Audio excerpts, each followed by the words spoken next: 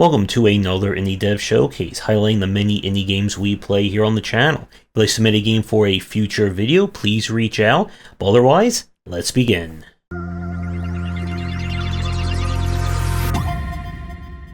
We are starting off this week's showcase with the demo for the upcoming first-person puzzle game Entanglement. You are going to be solving puzzles using three distinct kind of mechanics. First is the ability to link any two objects together and adjust their weight, making one larger, making one smaller, that kind of thing.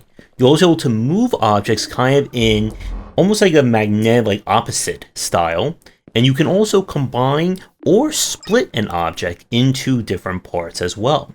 And you're going to make use of all of them if you want to solve these puzzles and listen to our lovely computer voice. Level down to 0.5. Wow, look at you. You are so smart. Thank you, computer lady.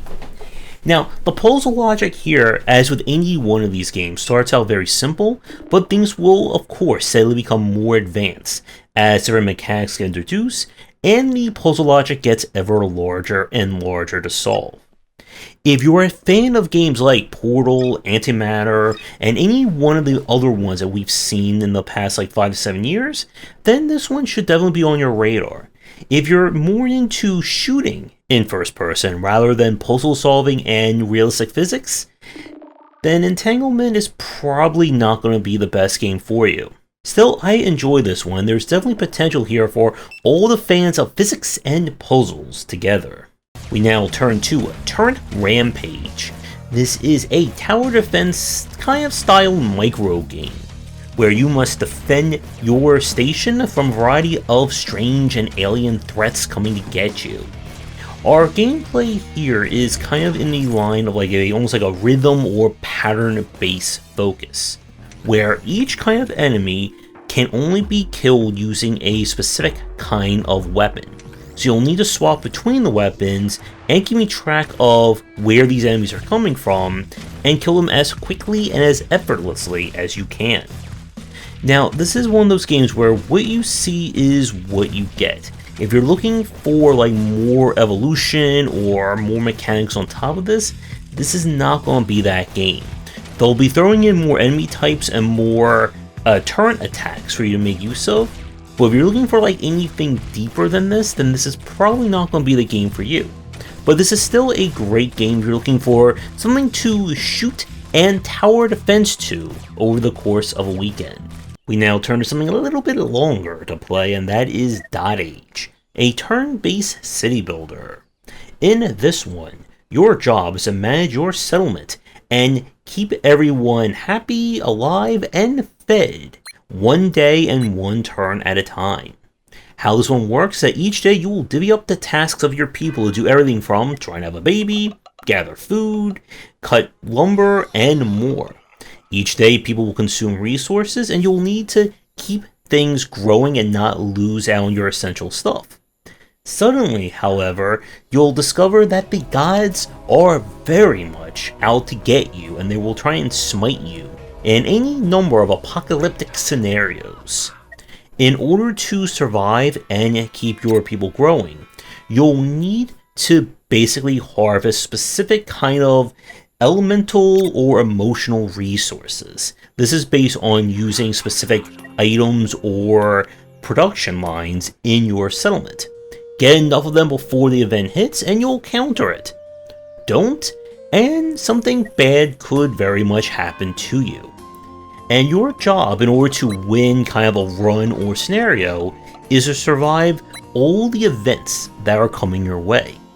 And you'll need to do this by researching new resources, items, as well as new services that you can put into your city to grant you more resources and especially get the ones you need to protect you from future events. So the game offers different difficulty settings and different scenarios which will give you more of a challenge if you so choose. And I enjoy this one. It is certainly going to be on the slower side. Being turn-based means you're going to be spending a lot of time planning things out while your villagers/pips do their thing, but it's a very novel take on kind of almost like a roguelike meets city builder with the turn-based as well. So if you enjoy kind of these city building style games, but you're looking for one that's going to be more about the planning and proper management rather than how fast you can build farms and survive until winter, then this is definitely going to be a game worth checking out. And it's certainly going to be one that I'm interested in going back to and playing if I can ever find enough time to fit all this stuff in. And now we go to 100 Steps, and turn-based roguelite. You have been tasked to climb a tower to meet the gods, but they have only granted you literally 100 steps to make it to the top. Run out of steps and that will do it for you. So your mission is to move from floor to floor collecting any essential resources and weapons that you may need, but still moving within those 100 steps. Our combat and general gameplay here is of the We Go variety, where everything will move when you move, and you'll need to balance exploring every floor for essential resources and new weapons as there is durability, and trying to make progress in the tower itself. Run out of health or run out of steps and your run is over. The game is going to be on the harder side when you're just starting out, as you'll not only have to learn what resources to go after, but also how to deal with all the different enemies as well. There is the roguelite element that once you finish a run, win or lose, you'll be able to spend your kind of gold accumulated to unlock additional upgrades, new gear that can show up, as well as improve your passive stats or your base stats in a variety of means. So this is certainly not the kind of game where you are expected to win on your very first run, or maybe in your very first 5 to 10 runs. So this one, I would say, is good if you're looking for kind of a more bite-sized or limited style turn-based roguelite. If you're looking for a game that's going to provide you with a lot of hours in terms of new content, new variants, etc., this is probably not going to be it for you, but this is definitely more on the short, sweet, and challenging side of things. And now we go to Bang on Balls Chronicles. This is a collect-a-thon 3D platformer minigame where you play as, well, a bunch of balls who go into strange, various themed worlds looking for MacGuffins, get into trouble, and do a lot of minigames along the way.